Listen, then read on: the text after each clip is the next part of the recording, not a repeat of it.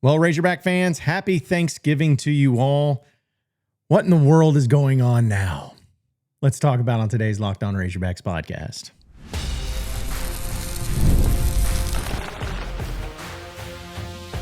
You are Locked On Razorbacks, your daily podcast on the Arkansas Razorbacks. Part of the Locked On Podcast Network, your team every day. Welcome into the Locked On Razorbacks podcast. I am your host, John Nabors. I'm also the host of Inside Arkansas Live, which you can catch every weekday afternoon starting at noon on Inside Arkansas and InsideArkansas.com. Today's episode is brought to you by FanDuel. Right now, new customers can bet just $5 and get your first bet wins. You'll get $300 in bonus bets to use across the app. Download the app today. Hope everybody's having a wonderful Thanksgiving, or at least start to your Thanksgiving, as it is a great holiday. It's probably my favorite holiday, and we'll talk about that in a little bit later into the show. We'll also know that we got some big-time basketball happening tonight. Arkansas and Duke. How about that? In basketball, rematch of the 1994 National Championship happening up in Chicago. So we'll give some thoughts and opinions on that. But I got to start with the absolutely chaotic, ridiculous, over-the-top, nonsensical day that was yesterday. I had no idea. I don't think anybody expected to have the day that they did yesterday when it comes to this Razorback football coaching search. It was chaos, man. It was absolute chaos. And when you think about all the stuff that Arkansas's coaching search has been or not been so far, it's amazing how many things can you feel like happen when really nothing does officially happen. But to kind of walk you through it, yesterday morning, there was a tweet from a guy who does sales at the Buzz, 103.7 The Buzz in Little Rock, that Alex Golesh, the South Florida head coach, had officially agreed to terms with the Razorbacks to become the next head coach of Arkansas. Needless to say, that is a very big deal. You know, there may be people that are trolling and everything, but this looked to be at least some sort of report for the intention. I don't know why, but it was a report. And I remember seeing it. I was leaving the gym and I saw it.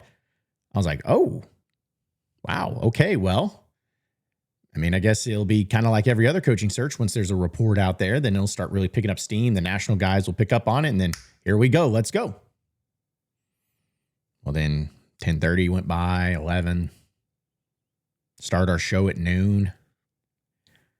Nothing new other than that tweet. Hours and hours and hours all throughout the day, into the night even. Just a tweet. That was it. And it started really making me wonder, like, what am I to think of this? Is it real? Is it not real? What could it possibly mean? Well, then you started seeing throughout the day little breadcrumbs. For instance, you had the CEO of the South Florida Bulls athletic department. That's not me making a joke. No, like that. He's actually called and titled the CEO. His name's Rob Higgins. He tweeted out, since Saturday's game, Coach Golesh has been presented with outside opportunities that he has been transparent with us about. We are respectful and supportive of Coach and his family in their decision-making making the process. We'll remain in constant communication. Bulls Nation, rest assured, we are ultra prepared for every scenario that could unfold in the coming hours/days.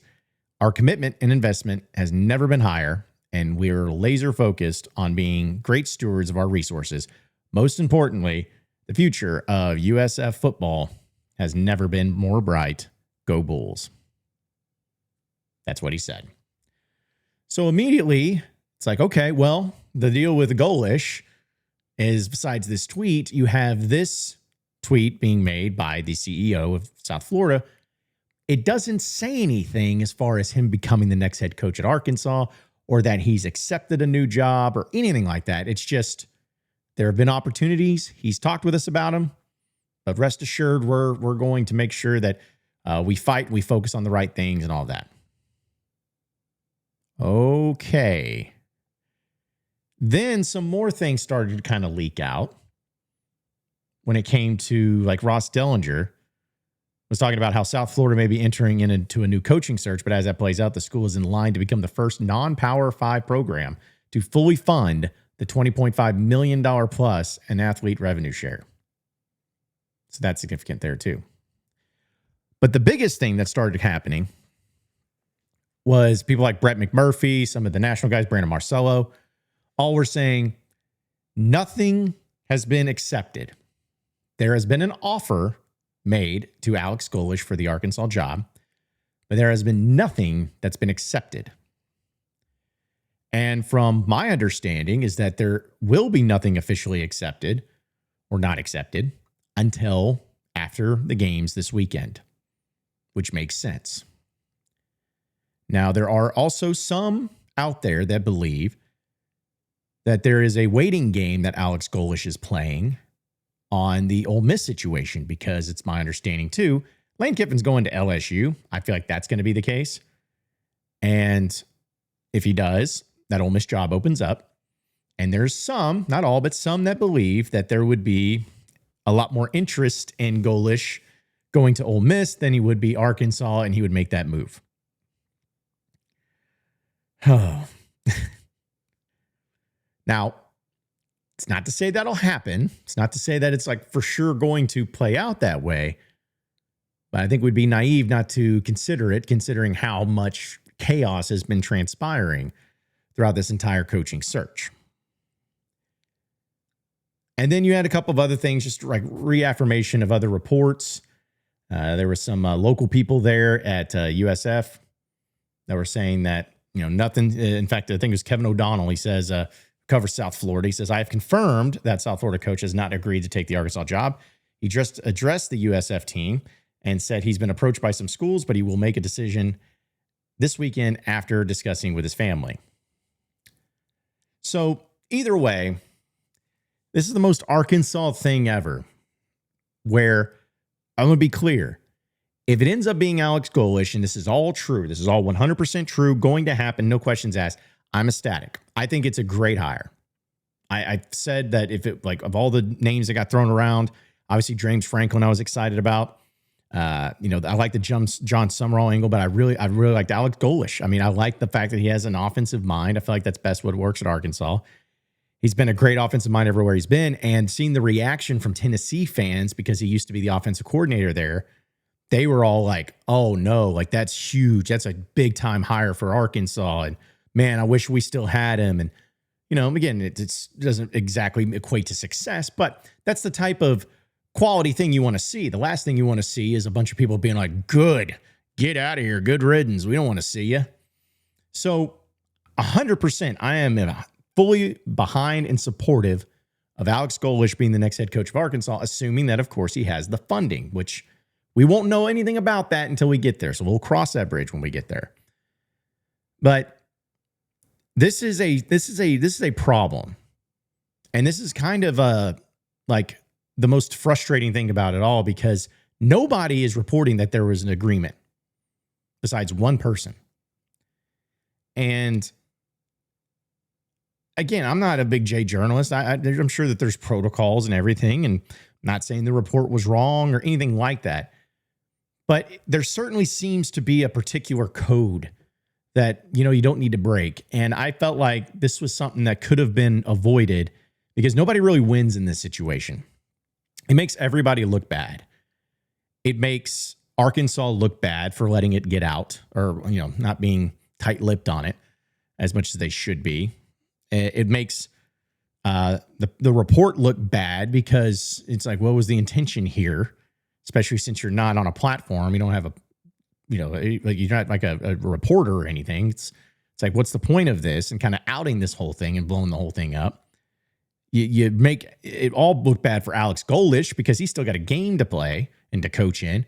And I am sure that he would rather have told his players first, instead of them finding out on social media from somebody like this. Like, there's just so many things that look bad in this deal. And I am very hopeful that there is not going to be any issues with the finalization of the contract, signing on the dotted line and everything. Because again, I think it is a great hire getting Alex Golesh. I will be in full support of it. But this is the type of crap that could really put a damper on some things. And I hope that the story continues to maybe come out, or at least at another level come out, to where we understand, a little bit more of the background of what's been going on and why it had to take place this way. But if it ends up being something that causes problems for Arkansas, where they can't close a deal or ends up impacting the deal, it's going to be extremely hostile. And it's going to be extremely nasty for many, many, many people involved. So again, I'm not saying that's happening. I'm not saying that's going to happen. I'm not saying any of those things. I'm hopeful. And I believe, if it's like me right now, I believe Alex Golesh will be the next head coach at Arkansas. That's what I'm going to go with, which is so great, because at first I was saying Silverfield, but now I feel better about this. And if it ends up being him, I think Razorback fans, you should be excited. It doesn't mean it has to be your number one choice, but I believe there's enough there to get you interested and to get you saying, hey, the ceiling could be really high for this guy. His wife's from Arkansas. She's from Greenwood. She grew up a Razorback fan. That's a huge deal too. So there's just a lot of positives going on with the Alex Golesh angle. The only thing about it is, because of the process and because of what happened yesterday, I am truly hopeful that it doesn't impact anything. Because, this is such a chaotic time. The amount of jobs that are opened up, Jimmy Sexton doing Jimmy Sexton things. You can't risk anything in this whole deal. And again, I want to know the intention of this all. Was this something that was done on purpose? Because I've talked about timing of reports and timing of things that add up. And I think obviously the timing of Bobby Petrino releasing yesterday a message to Razorback fans that basically he's not going to be the coach anymore. But I and I said this before, love Bobby Petrino. I thank him so much. This year has no negative impact on him whatsoever. In fact, it's a positive one, because I'm so thankful he came back. I'm so thankful he gave it his all. And I'm so thankful for what he did. I just wish he would have gotten a win. And who knows, maybe he gets one on Saturday. It'd be hilarious. But still, I think all of that time together, there's just something more to this than what maybe we're being led to believe or led to know. But we're going to find out. Again, it's not official at the time of the recording of this podcast. So it looks like it's working towards that way. And if that's the case, I'm on board. And I'm all for Alex Golesh as the next head coach at Arkansas. That's for sure. Razorback basketball takes on Duke today. That's a real thing. So let's talk about it. Coming up next on the Locked On Razorbacks podcast.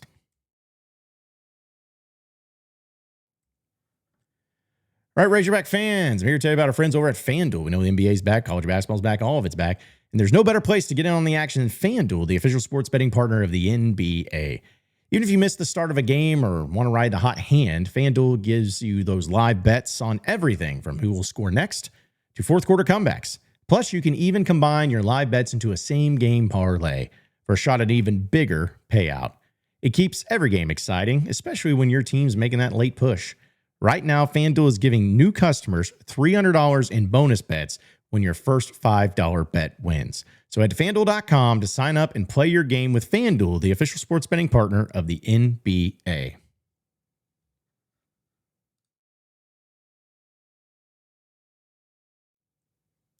All right, so moving into the next segment of the Locked On Razorbacks podcast. Yes, Arkansas basketball. How about that, man? We got us a game. It felt like, Arkansas beat Duke in 1994 in the national championship.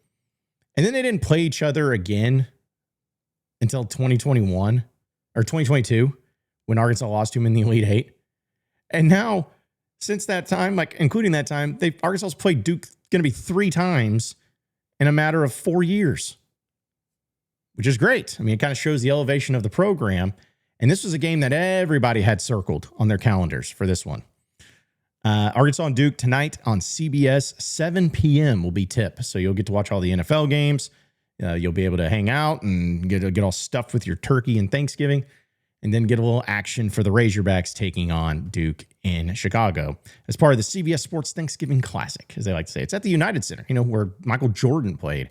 What could be bigger than that? Now, what's crazy about it is that Duke is favored by 9.5 points in this game. 9.5 points. I'm not saying that's completely wrong, but it is pretty fascinating because Duke's really good, number 4 team in the country. But are they essentially 10 points better than Arkansas? I guess we'll find out. But looking at the numbers themselves, Duke is averaging close to 94 points per game. Arkansas is about 91, which is incredible.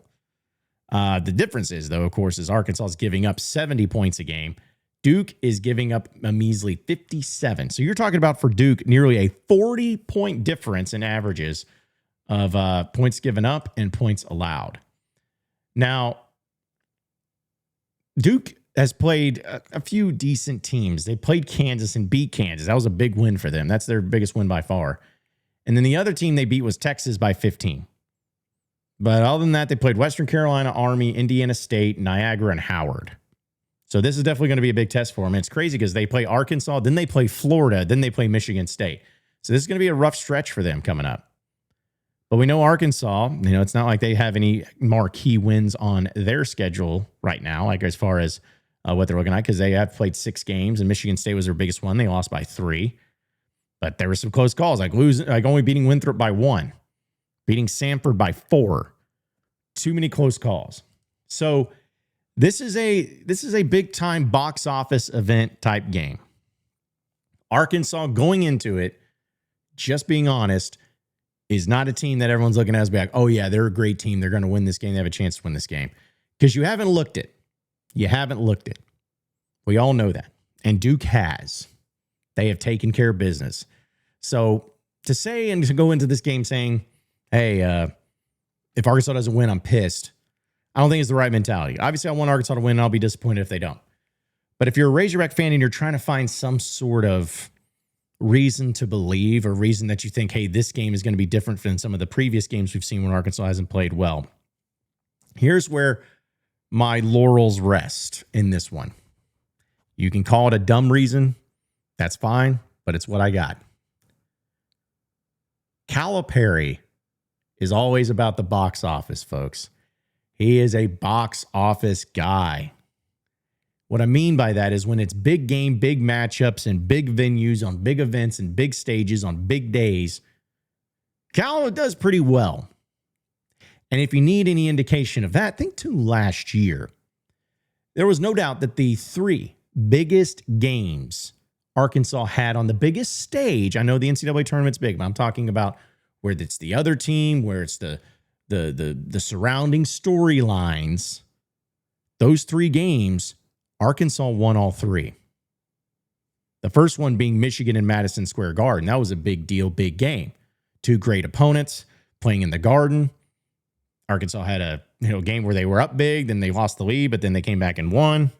And so it was great, and it was awesome to see how all that transpired. Arkansas won that game against Michigan. The next one, of course, we all know, Kentucky and Lexington. What happened in that one? Arkansas won. And that was a time where everything was bad. They were 1-6 in conference play. Didn't look any good whatsoever. But they took care of business and won. And in the final game, St. John's in the NCAA tournament. Now, again, I know that Texas Tech was the next game and you blew the lead and all that, but I'm talking about that game had everyone talking. Everyone talking because it was Calipari versus Rick Pitino. 2 coaches that had a lot of history together. 2 coaches that did not like one another. And Cal got the better of him. So I say all that to say that my belief and where I'm going to go out and say, hey, why I think this game will be different than what we've seen in the previous games, why it will be a different attitude, a different persona, a different team, a different level of play, all of that is because of the stage you're on. This is the type of game that if you are playing basketball at Arkansas, this is the type of game you dream of.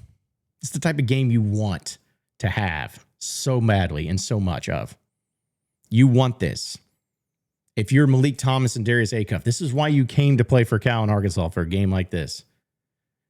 If you're Nick Pringle and Malik Ewan, this is one of the reasons why you came to Arkansas for games like this. If you're Carter Knox, Billy Richmond, Trevin Brazil, DJ Wagner, any of these guys, you stayed at Arkansas for another because of games like this. This is the moment that you want to be in. And there's not going to be a better type of feeling that if you ever get to far in the NCAA tournament and say to the Final Four, this is the type of game and the type of atmosphere you'll be in. And Cal always knows how to get his guys ready and always knows how to navigate through that and always knows how to show up for those box office events. I'm not guaranteeing an Arkansas win. I'm just saying I think that will be something to look forward to and something interesting to see. Because if they win this game, folks, shoo, buddy. It's going to be hard not to get way too excited because with Louisville coming to town and a new head coach being announced, hopefully, imagine the atmosphere that game is going to have against Louisville on Wednesday. It's going to be pretty fun. It's going to be pretty fun. It's Thanksgiving. So let's talk about what we're thankful for coming up next on the Locked On Razorbacks podcast.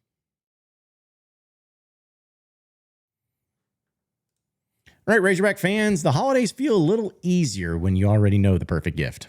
And Omaha Steaks makes it almost too simple. Whether you're treating yourself this season or sending something memorable to family or friends, Omaha Steaks delivers handcrafted perfection right to their door. And this week is the best time to jump in because their cyber sale is here and the deals are huge. I've always enjoyed Omaha Steaks. Every time that they come on with us here at the Locked On Razorbacks podcast, they send some samples and it's always so incredible. And I'm so thankful for it. They're always so amazing. It's the quality that is exactly what you always hope for. Incredible tender steaks, rich flavor, and meals that make hosting or weeknight cooking so much easier. And the variety is underrated too. Steaks, burgers, comfort meals, sides, desserts. It's one of those gifts that truly fits anybody. Honestly, it's a type of gift that brings people together, and you don't need to guess anyone's size. Makes it really easy. So save big on unforgettable gifts with Omaha Steaks. Visit Omaha Steaks for 50% or omahasteaks.com for 50% off site-wide and an extra 20% off select favorites during their cyber sale. And for an additional $35 off, and that's right, all these deals together, for an additional $35 off, use promo code COLLEGE at checkout. Promo code COLLEGE at checkout. That's omahasteaks.com, promo code COLLEGE. Terms apply. See site for details.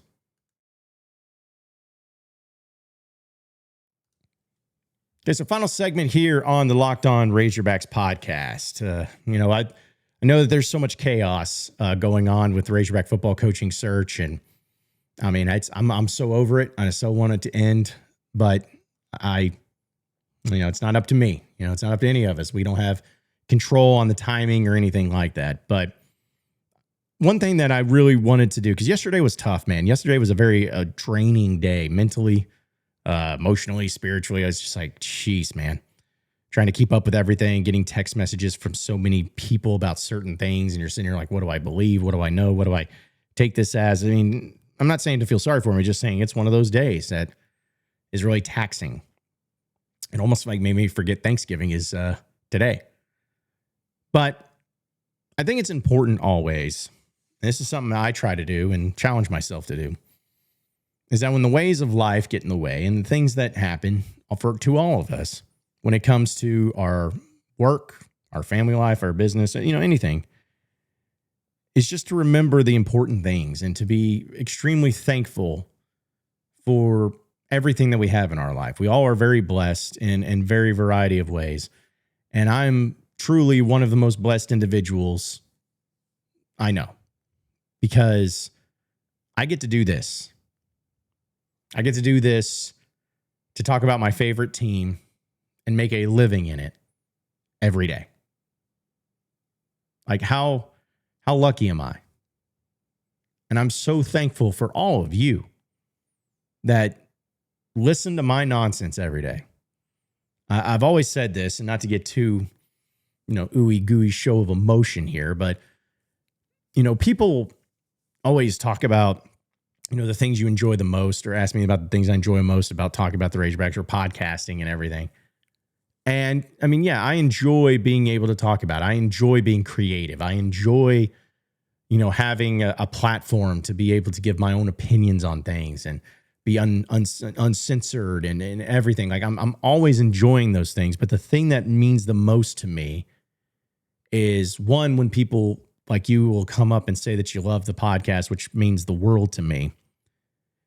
And I guess two, the reason being that means the world to me is because we are all so busy in our lives. We have so much going on between all those things that I just mentioned, the work side of things, family, getting kids to school, sports and extracurricular activities, traveling, like everything. But the fact that you take 20 to 30 minutes out of your day to listen to what I have to say about your favorite team is the most and greatest honor I could ever have. Like, it's one thing for people to give you attention, or to give you, money or something like that. But to give people your time is one of the most valuable things we have, because we never have, we always need more of it, but we never have enough. And for every one of you to take time out of your day to just listen to me, listen to my word, listen to my nonsense. It's truly the greatest honor I could ever have. And I'm so thankful for that. I'm thankful for the opportunities. I'm thankful for my company Inside Arkansas and how incredible it's been and how much it's blown up on the scene and how successful it's becoming.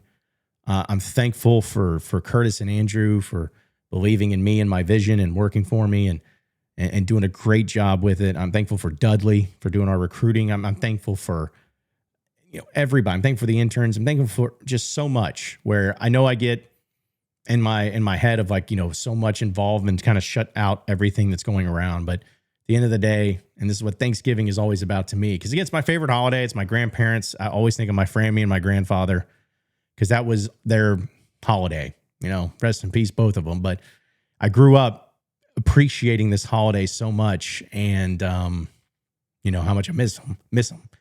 But the thing is that it's something to where, however hard life may get, we always have things to be thankful for. So I just wanted to let everybody know, thankful for all of you, thankful for everything that we have going on in lives. I'm thankful for the Razorbacks.